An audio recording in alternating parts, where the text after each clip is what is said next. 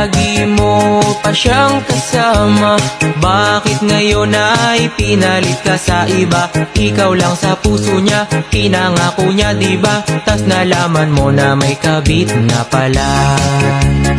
Pinalit ka sa kabit, aba napakalupit. Sa ex niya bumabalik, kasi nga magkalapit. Parang naanoksik ka ng sobrang sakit. Ano yabang?